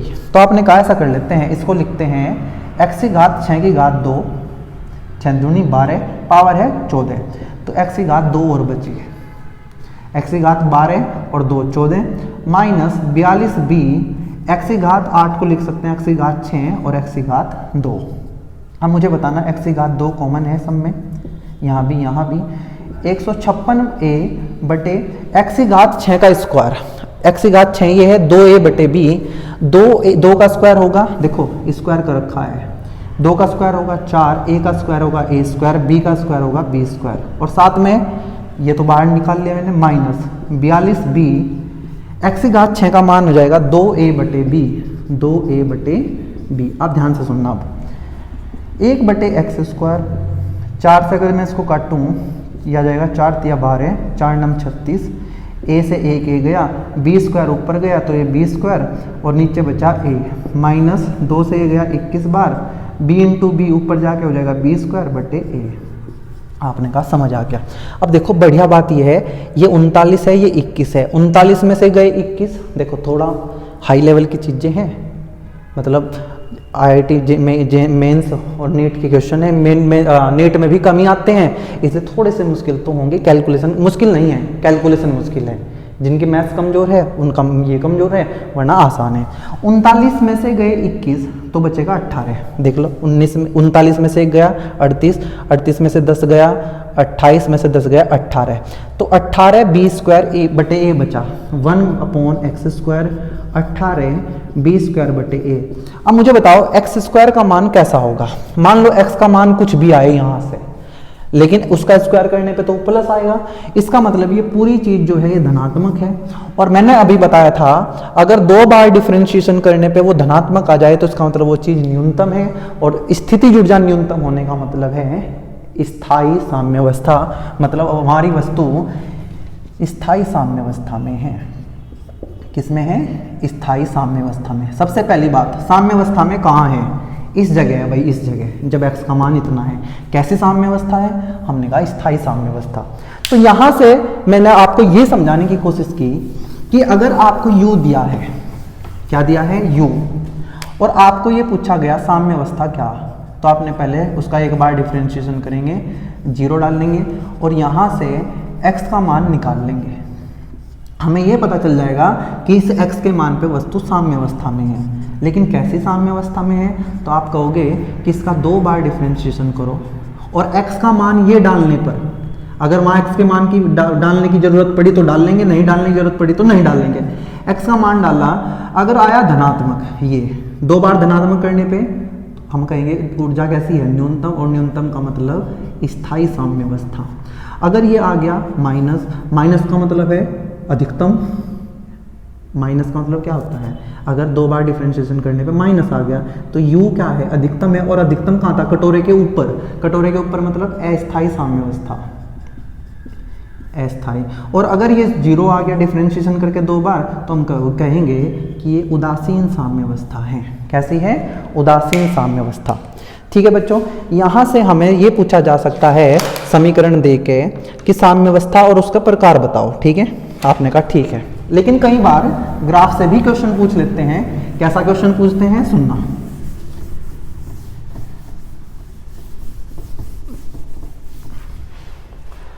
कहा गया बच्चों, हमें ये कहा गया कि u है और ये x है, और हमें ये कहा गया, क्या कहा गया कि कहाँ बल शून्य है। ये तो मैंने बता दिया था कि जहाँ प्रवणता शून्य होगी वहाँ बल शून्य होगा। तो यहाँ और यहाँ बल शून्य है। तो आप ग्राफ में ये देख के बात कर सकते हैं कि जो सबसे ऊपर होगा या सबसे नीचे होगा ये पॉइंट, ठीक है, वहाँ हमारी ये हमेशा लाइन क्या होगी, एक्स अक्ष के समांतर। एक्स अक्ष के समांतर होगी तो प्रवणता हमेशा शून्य होगी। प्रवणता मतलब del u by del x हमेशा जीरो होगा, मतलब बल जीरो होगा। बल जीरो है तो साम्यावस्था, मतलब ये साम्यावस्था, ये साम्यावस्था। क्या यहाँ साम्यावस्था है? नहीं। या तो सबसे ऊपर साम्यावस्था आ गई या सबसे नीचे। अगर मैं ये कह दूं कि मुझे साम्यावस्था बताओ तो आपको कुछ नहीं करना, सबसे ऊपर सबसे नीचे के पॉइंट देखने हैं, ये। आप कहोगे ये क्या बात हुई, ये तो सबसे नीचे थोड़े, सबसे नीचे तो भाई हमें क्या करना होता है, हमें सारी जगह नहीं, हम पड़ोसियों की बात कर रहे हैं। इस पड़ोसी और इस पड़ोसी को देखो, इसमें सबसे ऊपर कौन है? ये सबसे ऊपर है तो ये साम्यावस्था होगी, क्योंकि यहाँ ये क्या आ जाएगा, उदासीन नहीं, ये क्या आ जाएगा, बल जीरो हो जाएगा। यहाँ भी बल जीरो होगा, यहाँ भी। मतलब हमें ऐसा नहीं कि पूरे में देखना है, हमें आसपास देखना है कि ये सबसे नीचे है, ये सबसे ऊपर है, ये सबसे ऊपर है, ये सबसे ऊपर है, सबसे, ये जितने भी पॉइंट है सबसे ऊपर सबसे नीचे वाले ये साम्यावस्था वाले हैं। मैंने कहा बताओ देख के कौन स्थायी है और कौन अस्थायी है, कौन उदासीन है। आपने कहा देखो सबसे ऊपर है, स्थिति ऊर्जा सबसे ज़्यादा होगी। ये ग्राफ ऐसे है ना, स्थिति ऊर्जा सबसे ज़्यादा, अधिकतम स्थिति ऊर्जा का मतलब ये अस्थायी साम्यावस्था में। यहाँ से हिला के छोड़ दो उसको, नीचे गिर जाएगा। यहाँ से छोड़ दो तो वापस यहीं आएगा। ये स्थायी, ये अस्थायी, ये अस्थायी, ये स्थायी, ये अस्थायी। और यहाँ देखो ये है उदासीन साम्यावस्था, ठीक है। ग्राफ से ऐसे पूछ लेंगे बच्चों। अच्छा, एक ग्राफ में आपको बल का भी पूछ लेता हूँ, एफ का। ये तो हमेशा कौन से है, ये हमारा यू का ग्राफ था। कई बार आपको घुमाने के लिए ऐसे बोल देगा एफ और ये एक्स, और ग्राफ ऐसा दे देगा और पूछेगा कि मान लो ये x1 है, ये x2 है और ये x3 है, तो बताओ कहाँ साम्यावस्था है। आपने जो पढ़ रखा आप ये सोचोगे सबसे ऊपर ये है, आप एकदम से सोचोगे कि ये साम्यावस्था है। बच्चों ये तब करना है जब ग्राफ u का हो, स्थिति ऊर्जा का हो। लेकिन ये ग्राफ तो किसका है, बल का। तो बस आपको सिंपल बात है कि जहाँ बल जीरो होगा वो साम्यावस्था। आपने कहा हाँ बल यहाँ जीरो है, देखो बल का मान यहाँ जीरो है, यहाँ जीरो है, तो ये साम्यावस्था है। क्या है, साम्यावस्था। ये भी क्या है, ये भी साम्यावस्था है। कोई तुमसे कहे ये क्या है, ये साम्यावस्था है ही नहीं। ये तब होती जब ये यू का ग्राफ होता। अब ये बल का ग्राफ है, बल का ग्राफ, बल जहां शून्य होगा वहां साम्यावस्था, बल यहाँ शून्य है, बल यहाँ शून्य है, साम्यावस्था। आपसे पूछा बताओ कौन सी साम्यावस्था। आपने कहा कि साम्यावस्था के लिए हम क्या करें। आप ध्यान से सुनना, साम्यावस्था हम कैसे देखते हैं कि अगर वस्तु को छोड़ दिया और वापस वहीं आ गई तो स्थायी, कहीं और चली गई तो अस्थायी, जहां उठा के रखा वहीं रहने लगी तो उदासीन। हमने कहा कि इस पे अगर मैं बल ऐसे लगाऊं, ठीक है, देखो ये x दिशा है, बल ऐसे लगाने का मतलब है बल धनात्मक है, बल धनात्मक। अब मुझे एक बात बताओ, अगर मैं इससे आगे जाऊंगा, इससे आगे जाऊंगा तो बल देखो बढ़ रहा है, धनात्मक है, बल क्या है, धनात्मक। तो आप कहोगे जब वस्तु को इसकी स्थिति से हिला के छोड़ दिया, ऐसे छोड़ दिया, तो बल इस दिशा में लग रहा है। हाँ, अगर मैं पीछे आऊं तो आप कहोगे अगर वस्तु को उठा के यहाँ से यहाँ छोड़ दिया, यहाँ तो यहाँ, अच्छा ये नीचे बना देता हूँ, थोड़ा सा नीचे, जिससे और अच्छा रहे। तो बल नीचे हो गया, यहाँ जाके देखो बल नीचे है, बल मतलब ऋणात्मक है, बल मतलब ऐसे लगेगा, मतलब वस्तु यहाँ है। आप उसको यहाँ से आगे लेके जा छोड़ते हो तो बल उस पर आगे लग रहा है, मतलब वो दूर भगाना चाह रहा है, मतलब वस्तु यहाँ आना ही नहीं चाहती, मतलब ये अस्थायी साम्यावस्था है। कैसे अस्थायी, सुनना ध्यान से। वस्तु को आपने यहाँ से हिला के छोड़ा तो आपने देखा कि बल ऐसे लग रहा है, मतलब वस्तु दूर जाना चाहती है। आपने पीछे ला के देखा तो बल ग्राफ नीचे चला, ग्राफ नीचे जाने का मतलब है बल कैसा, ऋणात्मक। ऋणात्मक बल का मतलब दिशा, ये मतलब आप इसको हिला के छोड़ रहे हो तो बल इसको दूर ले जाना चाहता है, कौन सी, अस्थायी। अब यहाँ जाओ, अगर आप इसको आगे लेके जा रहे हो, आगे ले जाके ग्राफ देखो कहाँ जाए, नीचे। नीचे जाने का मतलब बल ऋणात्मक है। आप लेके गए वस्तु को ऐसे, बल ऐसे लगा, मतलब वस्तु को वहीं खींच रहा है वापस। आपने कहा हम तो ऐसे खींचेंगे। जैसे ही आपने वस्तु को ऐसे खींचा, बल आप देख रहे हो कहाँ है, ऊपर है, ग्राफ ऊपर है, ग्राफ ऊपर है, मतलब बल धनात्मक है, ऐसे। मतलब आप वस्तु को यहाँ से यहाँ छोड़ रहे हो तो बल ऐसे लग रहा है, यहाँ से यहाँ छोड़े तो बल ऐसे लग रहा है, मतलब कहाँ जाना चाहती है वस्तु, जहाँ वो थी। मतलब ये स्थायी साम्यावस्था है। कैसी? स्थायी साम्यावस्था। ये बच्चों ध्यान रखना, ये तब होगा जब ग्राफ बल का दिया हो। और लास्ट टॉपिक बताता हूँ, टॉपिक नहीं, लास्ट कॉन्सेप्ट बता देता हूँ ग्राफ इस पे जब बल दिया हो। कई बार ऐसा होता है बच्चों, बल ही दे देते हैं बल, और बल दे के कह देते हैं, क्या बोल देते हैं, 2x² माइनस, या ऐसे कह दो x² माइनस 4x प्लस 3, और ये पूछा कि बताओ साम्यावस्था कहाँ होगी और साम्यावस्था का प्रकार बताओ। बच्चों के दिमाग में वही चलता है कि एक बार डिफरेंशिएशन करो, 2 बार डिफरेंशिएशन करो। बच्चों वो काम तब करना है जब u की बात हो रही है, यहाँ तो बल की बात हो रही है। आप बस ये कहोगे कि आप ना बल को 0 कर दो, आपने बल को 0 किया, और बल 0 होगा तो x² माइनस 4x प्लस 3 बराबर 0 हो जाएगा। आपने कहा हाँ, गुणा करके 3 आना चाहिए, जोड़ के 4 आना चाहिए, 3 ही कम 3, तो आप लिखोगे x² minus 3x minus x plus 3 बराबर 0। तो यहाँ से x कॉमन आ गया, x माइनस 3, यहाँ से -1 कॉमन आ गया, x माइनस 3 बराबर 0, यहाँ से x माइनस 3 कॉमन आ गया, बचा x माइनस 1। द्विघात समीकरण सोल्व करनी आती होगी, इसलिए मैं जल्दी जल्दी बता रहा हूँ। x का मान 1 आ गया, x का मान 1 3 आ गया, मतलब जब x का मान 1 है तब भी बल 0 है, रख के देख लो, 1 प्लस 3 4 माइनस 4 0, 3 रखोगे तब भी 0 आएगा, मतलब 1 पे भी बल 0, 3 पे भी बल 0, मतलब दोनों जगह साम्यावस्था। सिंपल बात, यहाँ डिफरेंशिएशन करने की जरूरत तो नहीं पड़ी क्योंकि ये बल है। लेकिन जब मुझे ये पता करना है कि स्थायी साम्यावस्था या अस्थायी साम्यावस्था है, तब बच्चों मुझे क्या करना पड़ेगा, मुझे इसका डिफरेंशिएशन करना पड़ेगा x के रिस्पेक्ट में।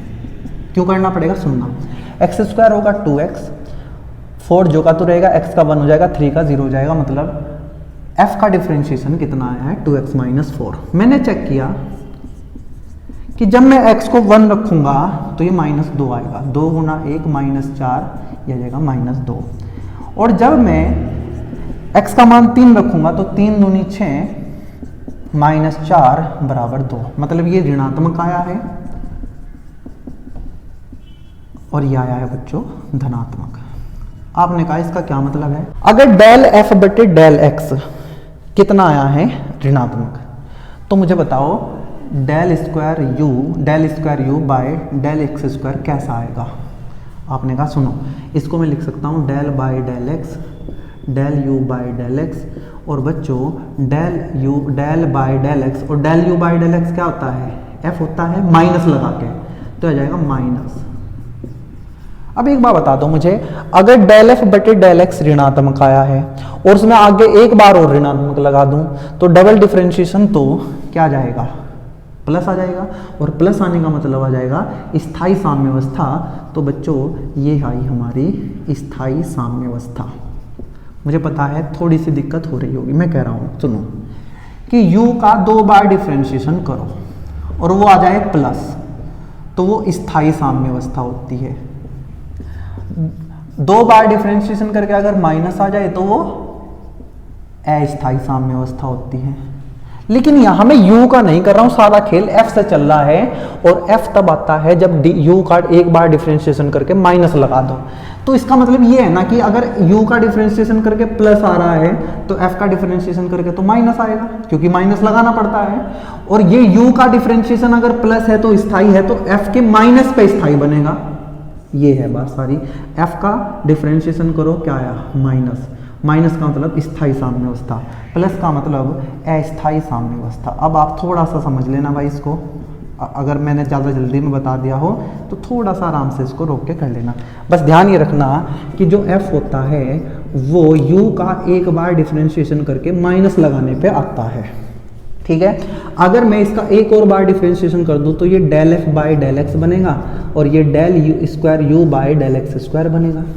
अगर मैं इस माइनस को यहाँ उठा लगा दूं, इसको तो आपने पढ़ रखा कि अगर ये प्लस आया तो स्थायी साम्यावस्था, अगर ये प्लस आएगा तो ये तो माइनस आएगा ना। इसलिए मैं कह रहा हूं कि जब 2 बार डिफरेंशिएशन करें u का और वो प्लस आ जाए तो स्थायी साम्यावस्था, लेकिन ये प्लस है तो ये माइनस आएगा, इसलिए बल का एक बार डिफरेंशिएशन करके स्थायी साम्यावस्था बन रही है। ये प्लस होगा तो ये माइनस, प्लस का मतलब स्थायी साम्यावस्था कब, जब u हो, माइनस मतलब जब f हो और माइनस आ जाए तब भी साम्य कैसे आएगी, स्थायी साम्यावस्था। उम्मीद है बच्चों मैं समझा पाया हूँगा। थोड़ी बहुत दिक्कत अगर आ रही होगी तो 1-2 बार देख लेना, इसको थोड़ा आराम से करके आपको समझ आ जाएगा। आज की वीडियो में इतना ही रखेंगे, और बच्चों आज खत्म होती है स्थितिज ऊर्जा। और कल से हम शुरू करेंगे यांत्रिक ऊर्जा का संरक्षण, जिसमें हम देखेंगे गतिज ऊर्जा और स्थितिज ऊर्जा का योग नियत रहता है कुछ कंडीशंस में। ठीक है, अगले वीडियो में उसको करेंगे। तब तक आप पढ़ते रहिए। धन्यवाद।